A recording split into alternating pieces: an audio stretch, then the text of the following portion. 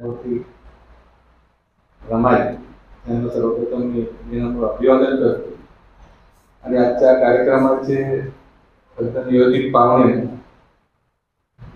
जिल्ह्याचे सीओ ते आता येणारे असं करतोय. आजच्या कार्यक्रमाचे अध्यक्ष छायाताई खोब्रागडे. आता अतिशय सुंदर अशी माहिती ज्यांच्या माध्यमातून आपल्याला कळली ते आमचे मित्र प्रमोद नारायणे सर,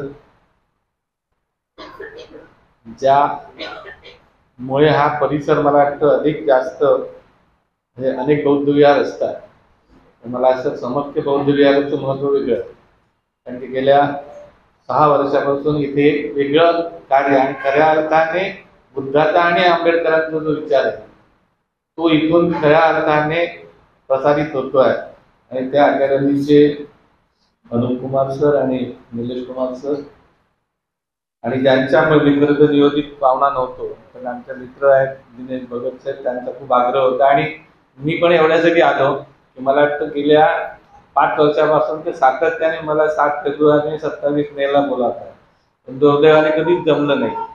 पण म्हटलं आज मी खरं तर आत्ता चाळीसगाव मालेगाव सगळा दौरा करून अमरावती करून आत्ता 6 वाजता पोहोचलो.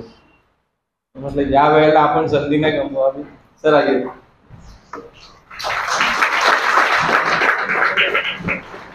आपण त्यांची आतुरतेने वाट पाहत होतो. आपल्या जिल्ह्याच्या जिल्हा परिषदेचे सन्माननीय मुख्य कार्यकारी अधिकारी सचिन रहमान साहेब,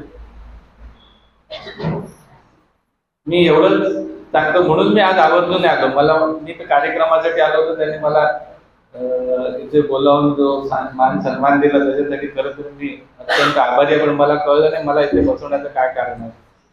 मी नेहमी प्रयत्न करतो की आपण प्रेक्षकात राहावं, प्रेक्षकातून खऱ्या प्रतिक्रिया करतात. स्टेजवर बसून काहीच कळत नाही, म्हणजे माहिती मिळते ती तिथे बसून मिळते पण तिथून प्रतिक्रिया चांगल्या मिळतात. त्या अनेक लोक असतात ते मागे चर्चा करतात, त्याच्यातून खरंच चांगल्या सल्ले मिळतात पण ते कधी स्टेज पर्यंत पोहोचत नाही. तर माझी सगळ्यांना विनंती आहे की तुमच्या मनात, प्रत्येक माणसाच्या मनात काही ना काही चांगलं विचार असतो. आपण एखाद्या कार्यक्रमात जातो त्याच्या मागे काहीतरी उद्देश असतो. त्या कार्यक्रमात जाताना अनेक लोक हा माझा मित्र आहे त्याच्या कार्यक्रमात जावं म्हणून जातात, पण ते करत असताना आपल्या कानावर काहीतरी चांगलं पडतं आणि त्या चांगल्या पडण्यातून आपल्याला काहीतरी चांगलं सुचतं. म्हणून आपल्या मनात जर का आलं, आणि मला असं बाबासाहेब आंबेडकरांनी एक खूप चांगली गोष्ट आमचे डॉक्टर अमोल लोहकरे सर त्यांच्या माध्यमातून मला नालंदा अकॅडमी सातत्याने माहिती मिळत असते आणि ते दरवर्षी मला वाटतं गेल्या 10 वर्षात त्यांनी मला दर माझ्या वाढदिवसाला आणि आंबेडकर जयंतीला एक पुस्तक देतात. माझ्याकडे आंबेडकरांची बरेच पुस्तकं त्या निमित्ताने जमाई झाले आणि माझं वाचनही झालं. तर त्याच्यात बाबासाहेब नेहमी म्हणतात की त्यांनी आयुष्यात कधी भाषण न लिहिता नाही दिलं. त्याचं कारण होतं की आपल्याला काय बोलायचं आहे, काय आहे त्याचं स्पष्टता असली पाहिजे. आणि पुष्कळदा आपण जेव्हा बोलतो तेव्हा लोक तर लक्ष किती राहील माहित नाही, म्हणून ते त्यांचं भाषण हे नेहमी छापील पद्धतीने भाषणाच्या आधी लोकांमध्ये सर्क्युलेट करायचे. ही अतिशय चांगली गोष्ट आहे. आज दुर्दैवाने ते लेखन करणं किंवा त्या छोट्या छोट्या टिप्स घेणं सुद्धा आपल्याकडे पुढे होत नाही.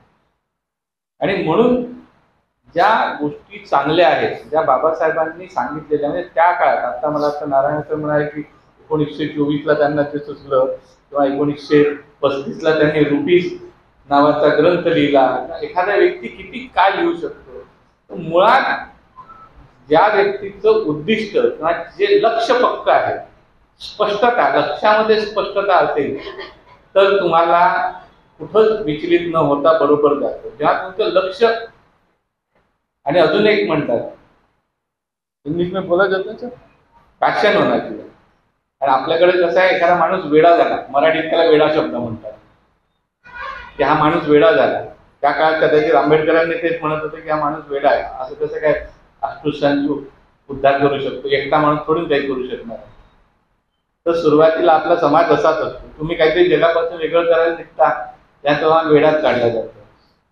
मग जेव्हा तुम्हाला थोडं थोडं यश मिळायला लागतं तेव्हा त्यांना म्हणता हा ठीक आहे. आणि मग जेव्हा त्याचं यश दैवतमान असतं, जे जगापेक्षा वेगळं असतं, तेव्हा मग त्याला दैवत बनवून टाकतो. तर तीच ते प्रत्येकाच्या आयुष्यात असते. आपल्याला ते कळत